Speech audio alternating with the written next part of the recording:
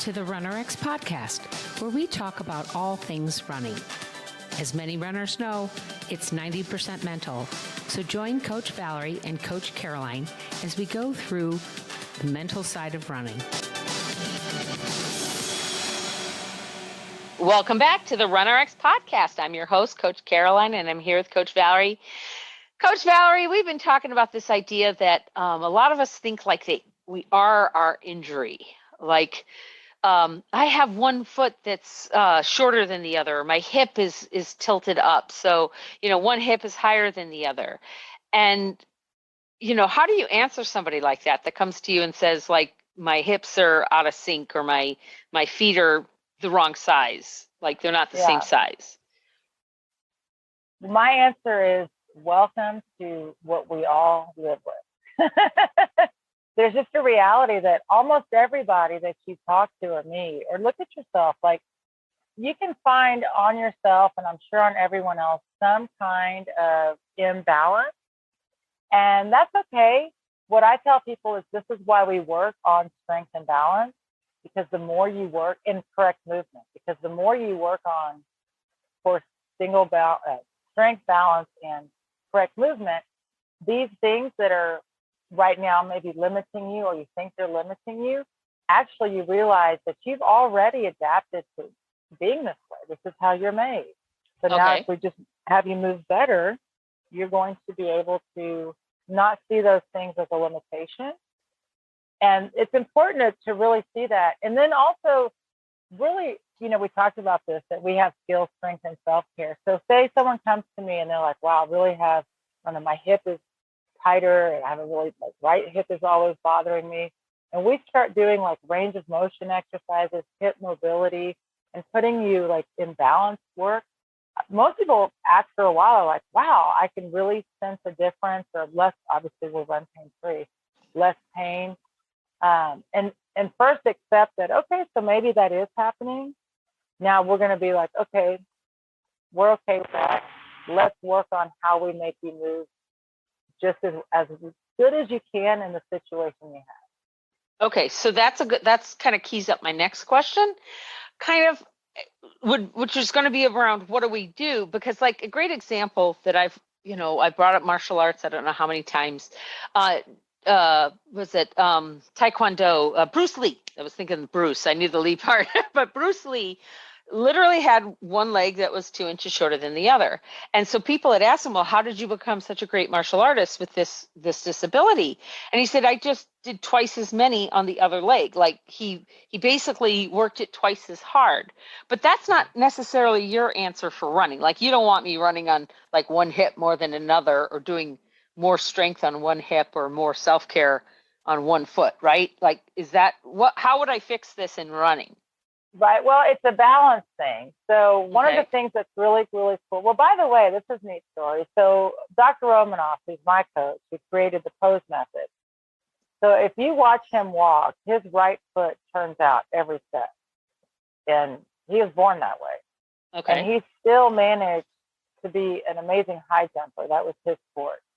And one of the things we've talked about, and he talks about this, we're not trying to change how you're made. Bruce Lee didn't think, if I do more on one leg, I'm going to gain those 2 inches, right? Right. Right. But he knew I need to do more practice on this leg, so I have just as much ability to do my kicks and my jumps on both sides. Right. That's what he was doing. He was making sure that it didn't matter what side he was on, he was ready to go.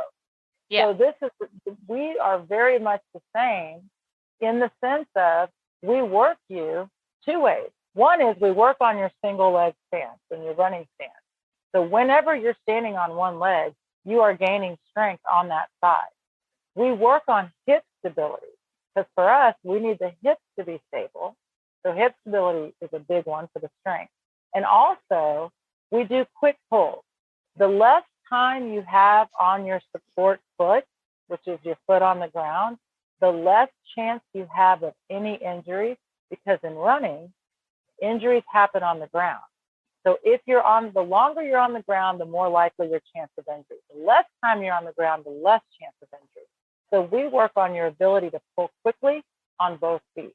So whether or not you have an issue on your right or your left, it really does balance out as you're doing the practice. Now, to be fair, just like with Bruce Lee, he still had that same leg discrepancy. He just worked on, I'm going to be able to kick on both sides. So we do the same for you guys. We're in here. We're going to make sure both feet are able to pull at the right time. And you see, because you're pulling your foot when there's no body weight on it, only 2% of your body weight, so many of those issues are irrelevant. Right. Because your body weight's already off your foot. So it's a really cool thing to start to realize that you probably have more potential than you thought. And you mentioned quick pulls. And how do those drills help?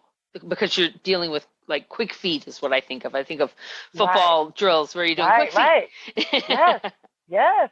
And it's funny when you watch football, like they are really some of the best runners, right? I mean, they are, these guys are amazing. And they do these quick feet drills. And why do they do that? They do that because they need to move their feet down the field. They're running these guys. By the way, they just recently in the NFL, talking football, they put Garmin GPS units in their suits and their uniforms. Really? And the top guy so far has been like 26 miles an hour. Like it is insane how fast he's going. And of course, you know me. You watch it in slow motion. It is like the form is amazing. And it's, what are their drills, guys? Quick feet. Look how fast they're moving down the field. And so what we teach you, this is what's so great. You work on quick feet to work on your own muscle elasticity, which we all have. We just need to develop. We all have it, but it needs to be developed. The quick pulls work on the muscle elasticity. And the best part, quick pulls is not the same as running fast. So these quick pull exercises are actually not elevating the heart rate or even making you run fast, because we do them in a small space. So you see, you're working yourself, you're learning how to pull your feet quickly without having to worry about like breathing and heart rate and all of that. So that way, when you run, your feet are able to pull quicker off the ground, reducing that chance of injury. But then we've also, of course, get you there in a way, because we don't expect you to run 26 miles an hour. Right. But we are using that same mentality of helping you learn how to, like you said earlier, hold your alignment, pull that foot quickly, use your elasticity. And when you run, you're actually going to use less elasticity than in the drill. It really feels so much better on your body. You'll see, you got to come try it. Yeah. So if you're a runner that has been told, oh, you have, one hip higher than the other, or you have, some physical limitation, not just, I've got a plantar fasciitis, but I have some physical limitation in what I'm doing. Our answer is we all do, right? Like we all have different, my one foot is wider than the other, so the shoe always fits a little differently. We all go through that. We all have different idiosyncrasies. We've learned to live with it, because hopefully, you've made it this far. And the whole point is to learn to have it be part of you. I'm not even going to say overcome it, because you probably already have. To have it be part of your running, not something that keeps you from running, right? There you so go. We yes, hope exactly. We'll hope you'll join us. We're going to be looking at opening up a new virtual clinic soon. So if you're not on our mailing list, please get on it. You can go to RunRX quiz and take our quiz, and that puts you on our mailing list, and we will keep you in the loop on when our next clinic will open. We also have put out our annual clinic. We're now doing about 1, maybe 2 a year, but it's going to depend on how many people we get signed up. So go to runrx.fit/clinics to find out what this year's clinic is, guys. And we will talk to you next week. Thanks. Thank you for joining us on the RunRX podcast. If you'd like to know more, join us at www.runrx.fit. And if you have additional questions that you'd like answered on the podcast, email us at support@runrx.fit.